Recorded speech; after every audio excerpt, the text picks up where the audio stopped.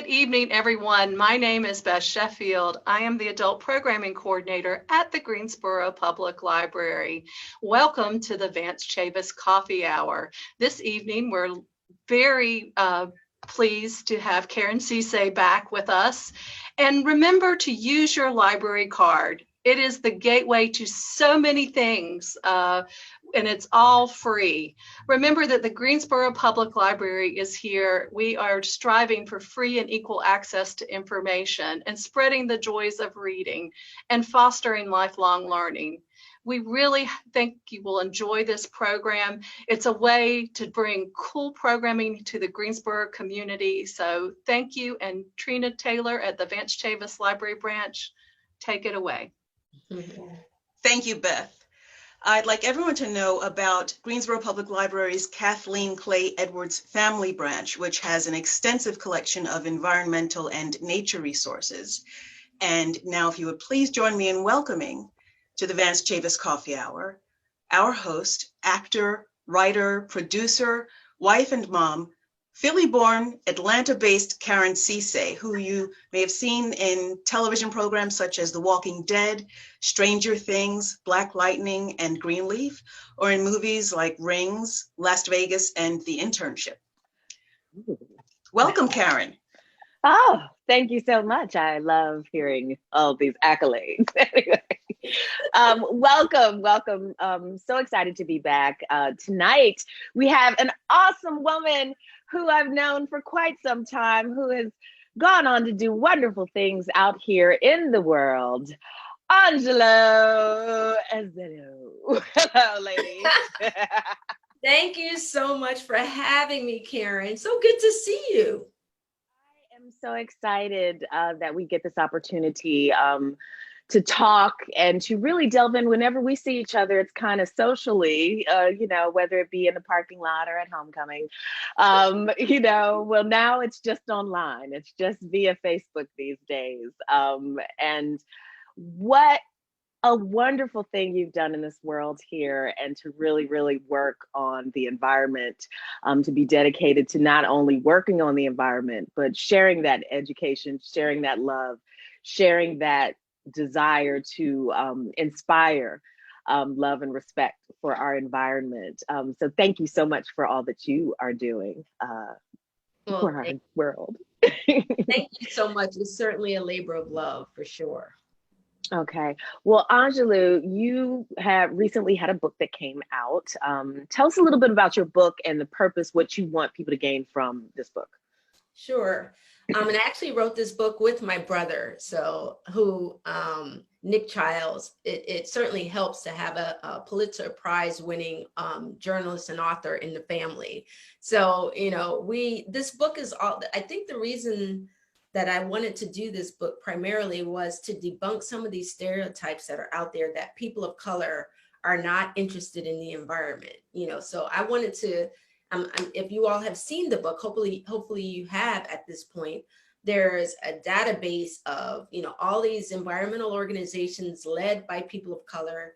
I list, alphabetically statewide, like all the HBCUs that, folks could go to find young people that may be focusing on, having disciplines that are engaging the natural resources or the environment, but not just HBCUs, but Hispanic serving institutions, as well as tribal colleges.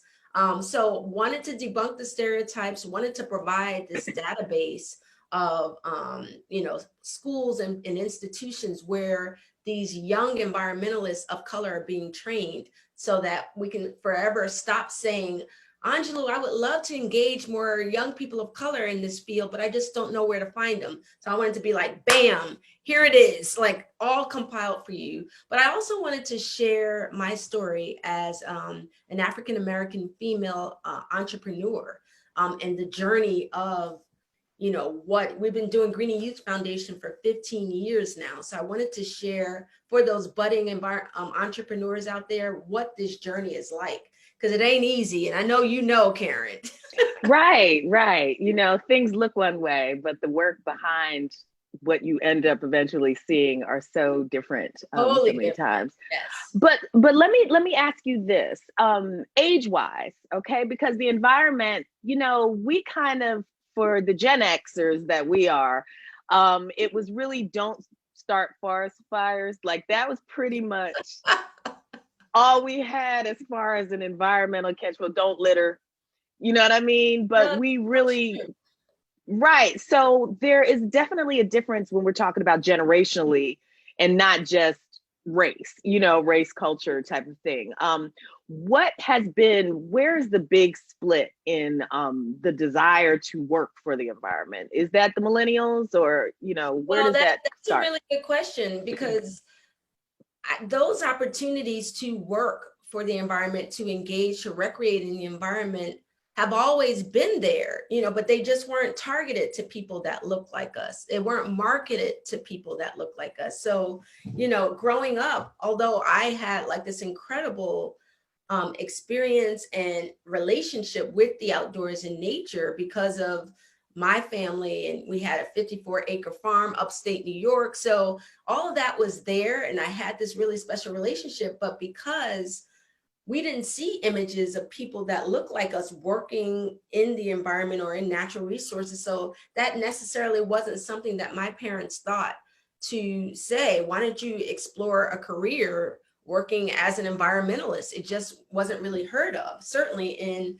Black communities. So I think now what we're seeing, this shift, and that's really what Green Youth Foundation, the organization that I founded 15 years ago, is all about, is shifting that paradigm of who could work or should be working or recreating in the outdoors, to show that, people of color, young people of color, that there's so many opportunities in career pathways that exist in this field that, quite frankly, they know nothing about.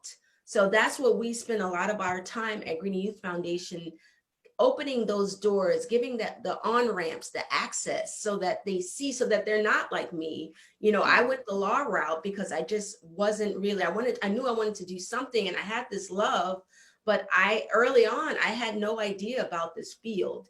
So I think that that's kind of one of the shifts that we're starting to see, is that there are people in other organizations that are saying, look to the 18-year-olds, the 17-year-olds, even younger, look at the things that you can do in the environmental sector. And it's not just, great for the environment and for the planet, but it's also rewarding personally. So that's what we're seeing. And it's been really beautiful seeing that kind of light bulb and that evolution that's happening in the space, because there's a lot more young and people of color doing the work now. Right. So, we just kind of joked about the fact that you don't see all the work that goes into the final product, And when I'm looking through your website and everything, I see a really robust African-American staff. You know what I mean? I'm seeing lots of people. I'm seeing all of that. What was the time frame from the thought of, this needs to be done, this is what I want to do, this is how we do it. Yeah. Okay, now we started it. And then now we've got, like 10 people on staff. Like, what was that process like? And about how long did that take, a part of that 15 years and everything? Yeah. Or the pre-15, like the pre-15. The pre-15. I would say, so as I started doing the legal stuff, so I was a corporate attorney in New Jersey, doing a lot of work that I was like, this isn't necessarily fulfilling for me. Someone exposed me to an opportunity working for the Department of Agriculture, doing farmland preservation, no less. And this is in the state of New Jersey. So I started getting exposed to it. And then I left, because I wasn't really a government type worker. That just wasn't my thing. So that's when I started doing work for the Trust for Public Land, which is like a national nonprofit environmental organization. So that's kind of, I think, when my eyes first started opening to the fact that there were so few people that look like me in the field. And this is in the 90s. I'm like, what the heck? I loved it. I enjoyed the work, but it was so lonely. Like there was no mentors for me. You know, I didn't see anybody coming behind me that I could even train. So I started really feeling this acute inequity, you know, and the lack that was existing within this field. So I think, and that's when I started hearing, I don't know if you remember Dr. Cole, Sister President, you know, while I Yes. was at Spelman College, you know, she was always about making the choice to change, like don't sit on the sidelines, be that change that you want to see. So that's when I was like, well, I can't just keep, because I would complain to my husband, complain to so many people about the fact that there were so few people of color in this field and why. And that's when I heard that voice, like, okay, you need to stop complaining and do something about it. So that was really the impetus for, you know, starting Green Youth Foundation. And I did the very first activity that I did, which I think kind of spearheaded a lot of it, was I did an Earth Day lesson for my youngest, who's now 19, for his kindergarten class. And wow. Oh my gosh. And it took so quick, like it was so well received by the teachers, by the science teachers. And that's when I knew that we were on to something. And my neighbor, who is a woman that lived across the street in Snellville, we were out in the burbs in Georgia here, and we would do these walks, and she was a teacher. So I just kind of shared, what if we made this material, like there seems to be a gap. And like, what if we really made this material really fun and engaging? And that was kind of how it started with the environmental education lessons, just making it, we included like music and dance and all this stuff to make it really fun for these young kids, so that they didn't see this as something that the adults did. You know, they saw it as something that they needed to be a part of. So we went from that to, you know, starting this environmental education organization. But then I realized out in the burbs that I wasn't really reaching the demographic that I knew needed it so badly, because while those families and those parents and those moms out in the burbs were fantastic, because they were my volunteers, you know, they really helped and supported this organization.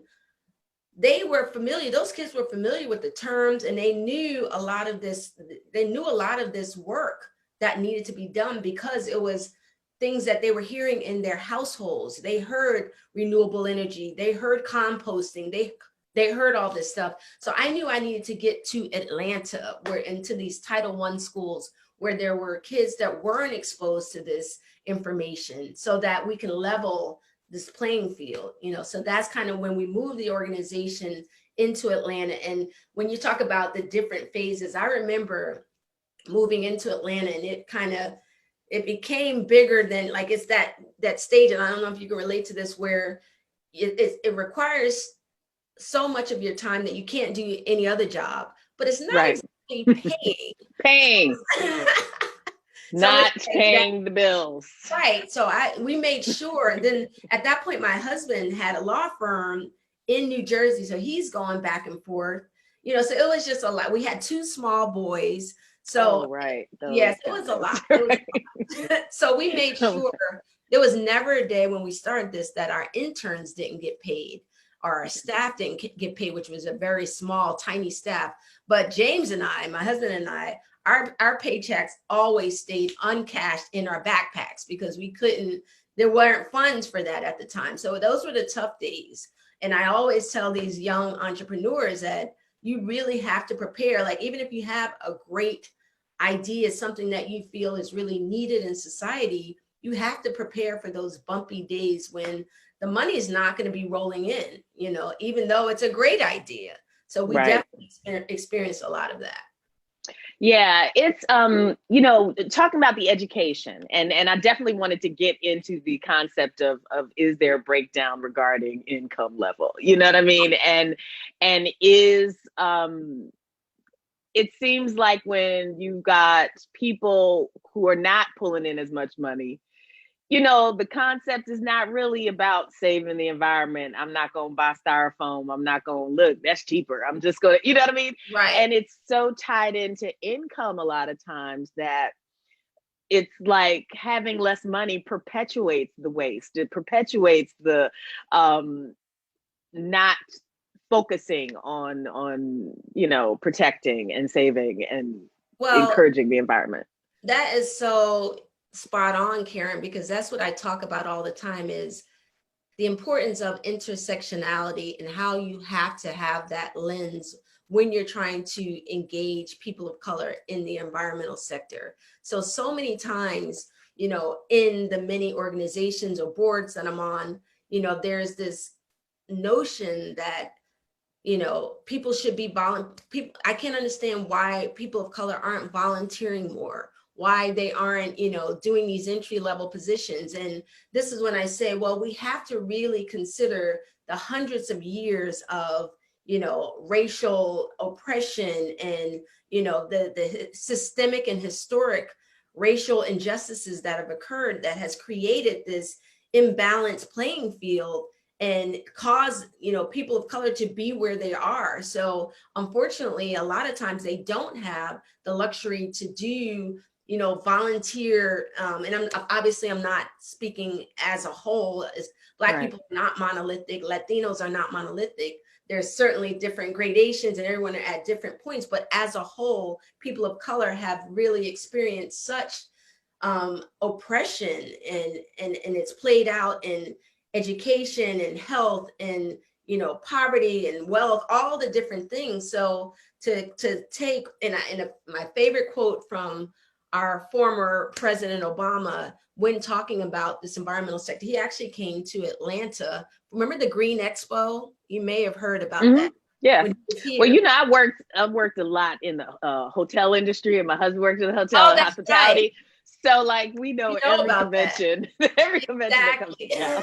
Right. Yeah, but one of the things that he said that was so profound to me was that you can't talk about sustainability in people of color without talking about economics, because you just can't, because, there's a lot of sacrificing that has to be done in terms of, the type jobs that you get. Young people, while they may want to do environmental work and all the issues, work on a lot of these social issues that plague society, young people of color also have to think about income. In a lot of cases, they're taking care of their families. They're paying, for their grandmother or their auntie or whatever. So that initial job, where, for in the environmental sector where it's way below, market, a lot of people of color, young people of color can't always consider those jobs. Or I just had a young lady say to me that her first job in the environmental sector, she was able to take it because she had 2 other jobs to really supplement that. So, that's what I'm really trying to get the environmental field, the professionals, because those are my colleagues now, to understand that, it's not just this tunnel vision when it involves engaging different diverse communities. We have to take all of those factors into consideration if we truly want to make an impact and engage those communities.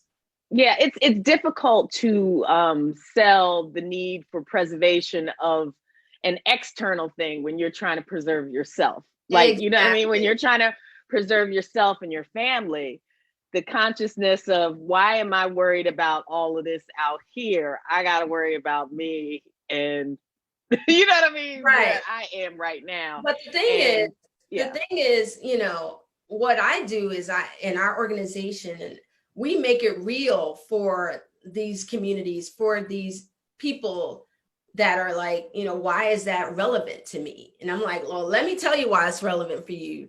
Like, you are concerned about the air you breathe, right? And the food that you have access to, the fact that they're food deserts and you're only able to have access to food that the produce doesn't look the way that it should. So I show, and we show, how all these health issues that they're being plagued by has a direct correlation with the environment and the choices that you make. So, I think that what we've been doing is making these communities activists, environmental activists, if you will. I mean, it's an environmental justice issue, but making them activists so that they understand how they can take a front row seat in ensuring that their communities have these resources or access to healthy foods, local foods, and things like that. So in 2020, a little thing happened that kind of changed a couple of things. And most knowingly, you know, everyone had to stay home. Everyone, and we realized the ongoing, the major differences in health in different communities and communities of color, and how this is affecting how we're reacting to COVID-19. You know what I mean? All of the differences and how the environment plays on us. Has this happening? Has it helped the conversation with our community, or is it the same? I think that it has helped. I mean, so with COVID, there were a couple of things. I mean, COVID was kind of, over this summer in 2020, we saw several things happen. And obviously we saw the Black Lives Matter movement because of the ridiculous killings of so many Black brothers and sisters. You know, but through COVID, I think it really shined a light on the inequities, you know, that kind of I was just talking about, because a lot of people were like, oh, you know, I'll have to just work from my home office. You know, I can't go in to the office. And it's like, well, not everybody has a home office, you know, or Right. One thing that we did see was a lot of people getting outdoors more, because that was the only way that we were told that we can socialize, was to be outdoors. And, you know, so we saw the overlove of our parks and trails and all that, which is great. But, you know, access to those is something that we saw, you know, didn't really exist for all communities. You know, it was so that's when you started seeing, like, I work for the Trust for Public Land, which really works to make sure every single person is within, I think they say 10 miles of a park. So although we have a lot of parks here in Atlanta, not everyone, depending on your zip code, has access to safe parks. So that was something else that popped up here, but also popped up all over the country. Safe being the optimal word in that description. Safe being the optimal word. Right. You don't have to have, like, you know, these big national parks or even state or county parks, but just some green space that you can get to, you know. And there's so many studies that show access to just looking at a tree has, you know, a positive effect on your health. So this is now where we're starting to see, I'm on all of these policy committees, you know, working for the National Park Service and, you know, USA Forest Service, that are working to make sure that now that more people are understanding the beauty of these natural spaces, that they have safe and equitable access to them, you know. So that it did change the conversation in that regard.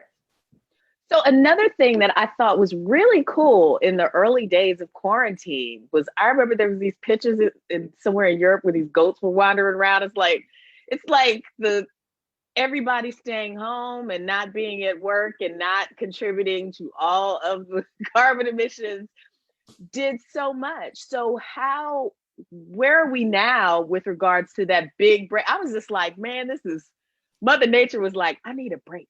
Exactly. Look, I need a break. Everybody go home.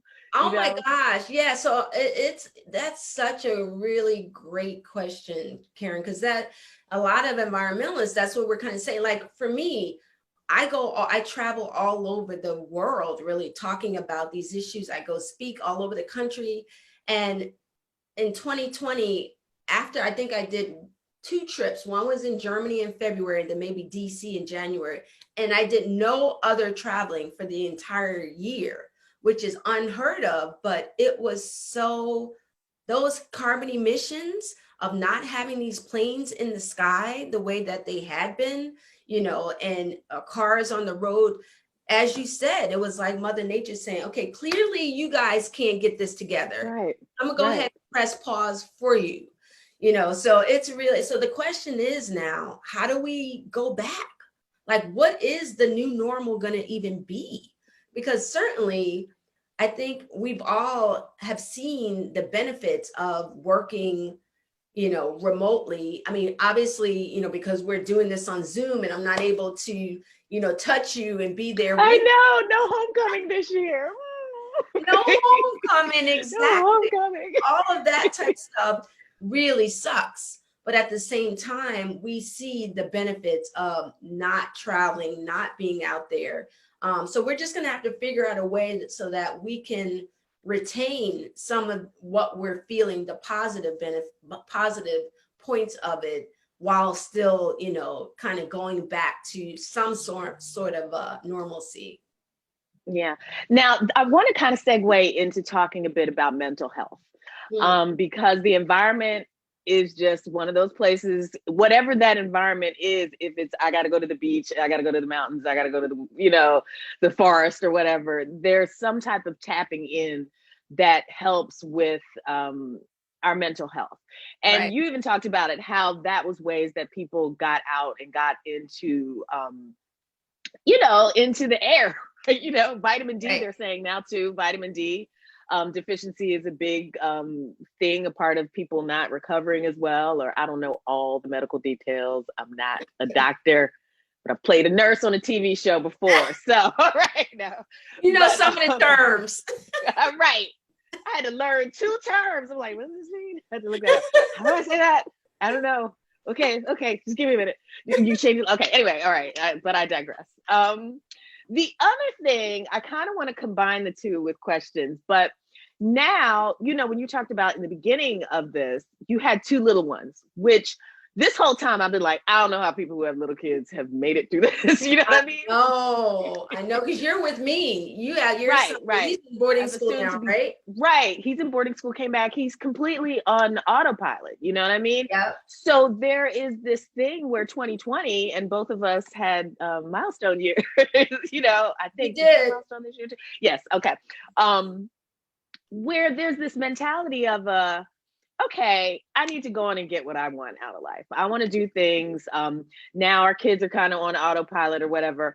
What do you want to do in taking your career, taking this to the next level, given what's happened to the world, given the fact that your kids are not kids anymore, and that you I know.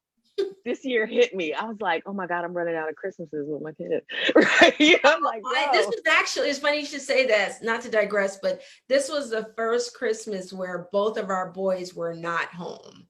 Well, but actually they always are home. They're both in Ghana. So we were like, oh my God. That's the pictures. Okay. I've been seeing yeah. pictures. Oh, yeah. That's where they are. They're in Ghana. But so what do you want for the next phase? For that, I'm going to do this for me, and live my authentic self. What does that look like for you? That question. I don't often get that question. I think it's global impact. I really want to I feel that I have been gifted with this access and this platform that I have now through a lot of the affiliations and groups that I'm a part of.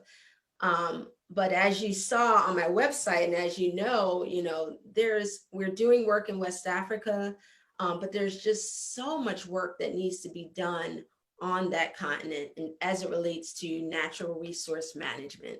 So I would say just really broadening what we're doing here in North America and bringing it to Africa, to the various countries that really, and Africa is really special because I would say, I think they said 60% of the population is under the age of 25.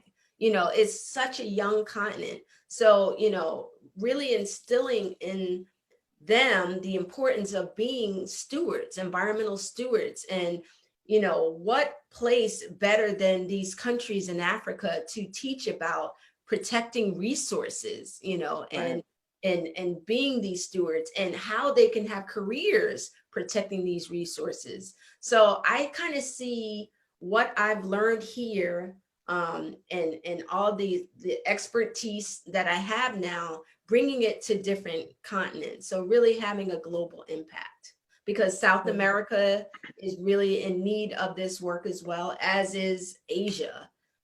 So there's still so much work to be done, but I would say that that's probably what I envision my next chapter to be, is global impact.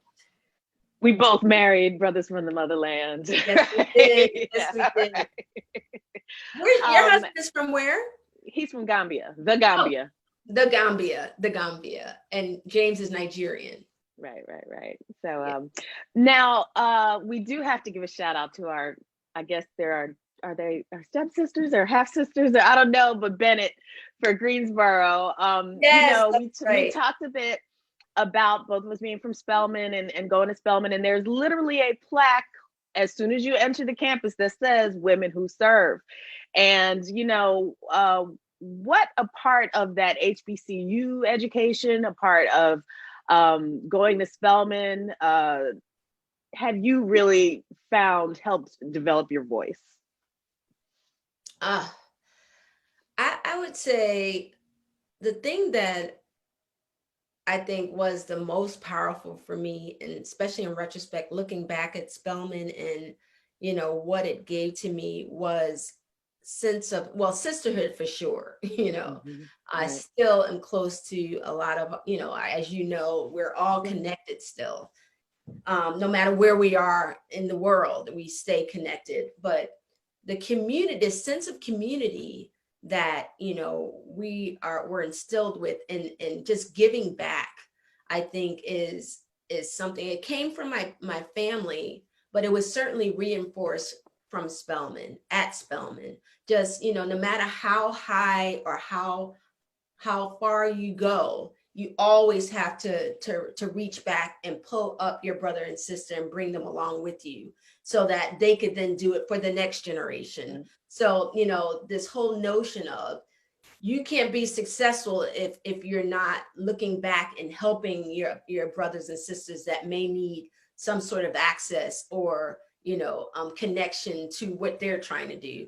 So I felt that really strongly at Spelman, and I still feel that, like, now when there are, within the Department of Interior or Department of Agriculture, when we're trying to get different connections or build relationships, when I look down and I see that there's a sister and I look over and I see she's from Spelman, I'm like, yes! Right. I reach out to my girl, and it's almost as if it doesn't matter what year they graduated. It's like I went to school with them. I was on the yard with them, because they're like, hey girl, what you trying to do? Okay, give me 1 second. I'll find the right person to connect you to. So that sense of networking and fellowship and all of that is incomparable. Like our son actually is about to graduate at Howard. So it's like what happens at HBCUs is, I just can't even sing its praises enough, because what we experience out here, you need to have some sort of network, of people that that you can be connected to, that, might be able to help you prosper in some kind of way. And it's really, I would say that's probably the strongest thing that helped me build my voice. Yeah. And it's such a universal theme throughout HBCU alum. You know what I mean? Like, even if we're like, okay, Spelman, Morehouse, and it's like, look, and meet somebody with the FAMU or with, Tennessee State, meet anybody.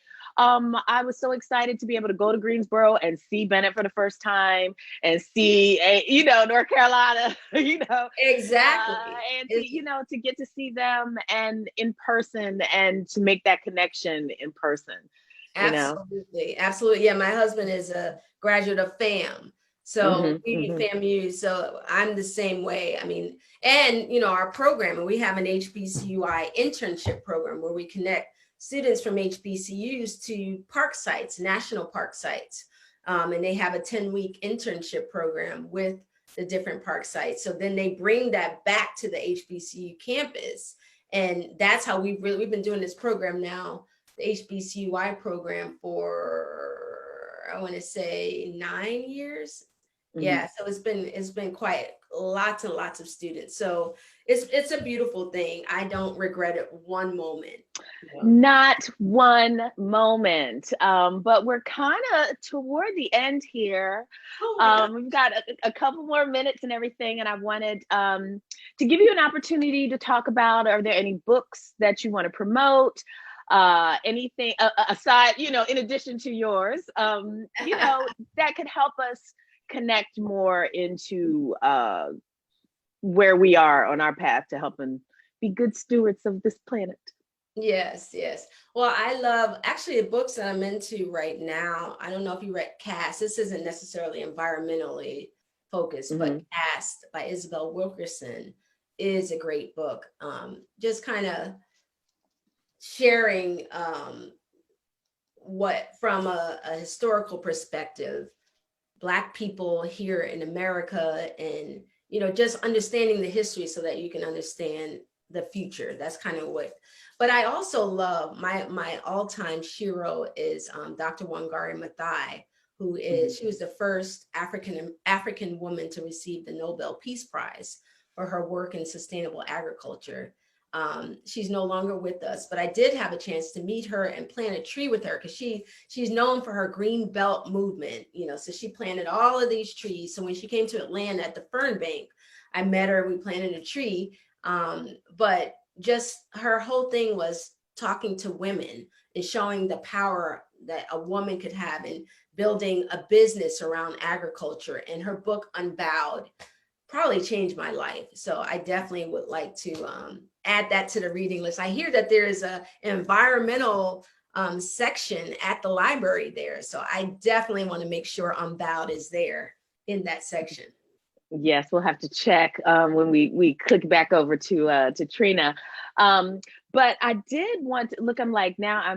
I lost my thought real quick. I did so well the whole entire time. You see me making notes. I was doing so well with remembering. Oh, I know what I was going to say. Just and not to get too side off, but it's always so odd that the whole consciousness about agriculture and environment not being a Black thing, when we did all the farming, when we did all the cleaning, when we did, everybody's grandma was saving foil and I'm saying using bags, and I'm like, that's created the concept, right? That's exact. I mean, it is when you look at, and that's kind of when I do my talks, I always start with that, the fact that you can look at Native Americans, you can look at Latinos, you can look at African Americans. We have a very deep and symbiotic relationship with land, with nature. Like it started with us, right. You know what I mean? So this whole notion of us not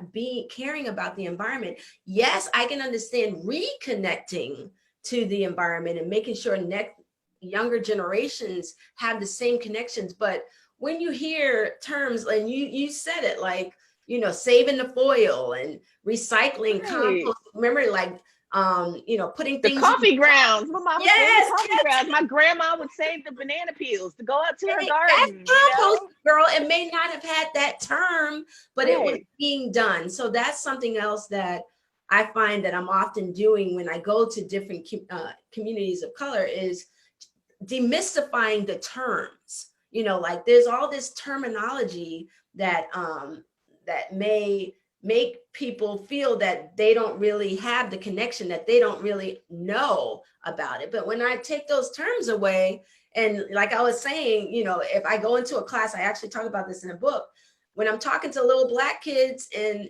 they're, maybe 5th grade or something, I'm like, how many of you are environmentalists? And they're like, huh?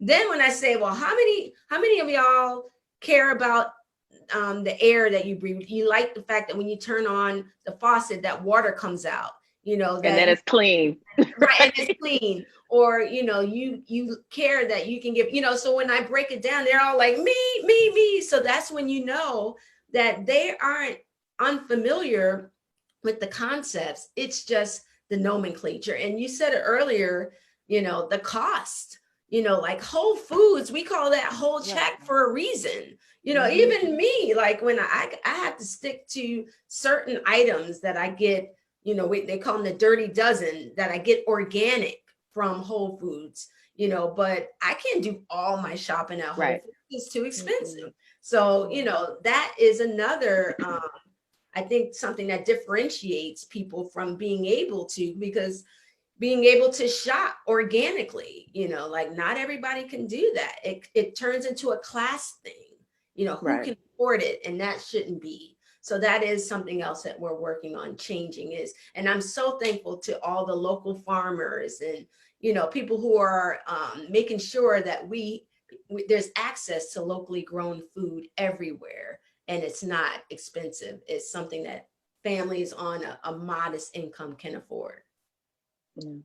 Well, thank you so much for talking with us today. It was so good to get to talk with you one-on-one, even though it's not in person.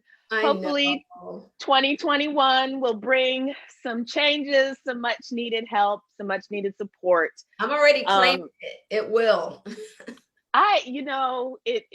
2020 definitely, you're supposed to get things into vision. Like, you're supposed to be paying attention to what things really look like in 2020.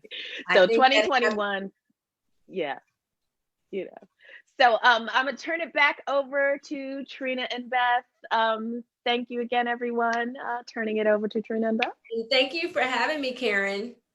Yeah, I want to just say a big thank you for this conversation. You know, the Greensboro Public Library has done several programs addressing systemic racism, participating in the 21-day social equity, social justice and equity challenge.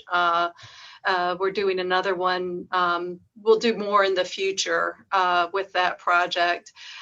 We received a grant from UNCG on sustainable communities and resilient communities.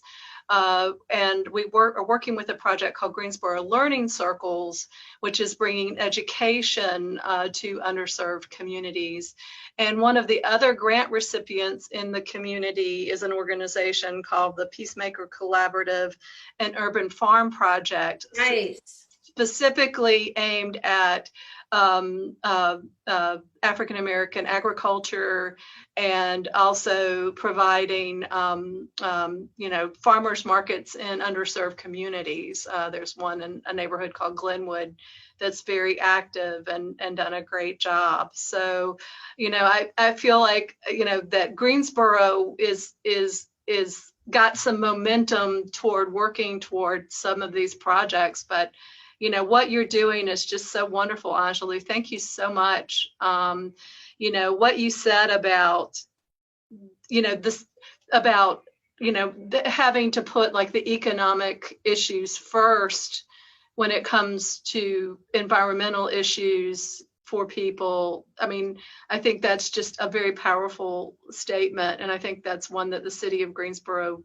is committed to. We have our issues in Greensboro, but we, you know, I see you as a hope for the future, and I look forward to talking to you more and working on different projects. Like I said, we put the green in Greensboro. We have a great parks and recreation system, but yet you do go into some neighborhoods, and I have personally done that when I've gone to, you know, cleanup days, where one park may not be at the same standard that it might be right in another part of town.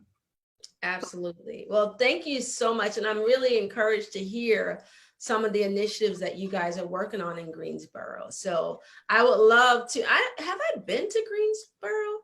I think we have to do a redo, and we have to do this in person, right? Yes. Yes. I definitely want to visit the library there. I have to check out that sustainability section that you guys have, and some of your local farmers. You're speaking my language all day with all that. So yes. I look forward to it. Yeah. And that's another thing too. I think, yeah, yes. So Trina, did you have anything else you wanted to add? Yes, well, I would like to again remind folks of the Kathleen Clay Edwards Branch Library, which is the Greensboro Public Library's location that focuses on connecting people with nature and the environment. Kathleen Clay Edwards is located on Price Park, which is the nearly 100-acre park that has a number of walking trails that can be enjoyed, so you can get outside. Also, to encourage folks to stop by Central Library or the Vance Chavis branch to check out a copy of the Greenbelt Movement. Oh, you have it! Yay! That's cool! And I do want to again thank you, Angelou, for joining us today. And Karen, again, thank you so very much. Thank you. Hostess with the mostest. Thanks. And I want to also encourage everyone to stop by the Vance Chavis Library. I know Trina is going to be doing some books about this series, the Vance Chavis Coffee Hour series that our authors and presenters have recommended. There are lots of cool things at the Vance Chavis Library.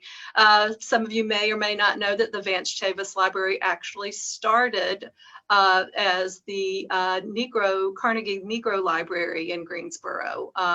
It was started with an endowment as the library so it has a great history, a great African American studies collection of books at the branch.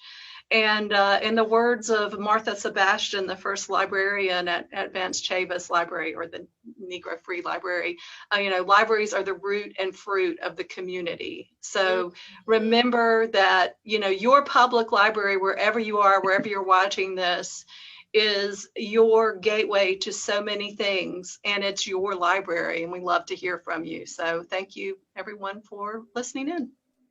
Great. That was fantastic. Bye-bye. Thank you all.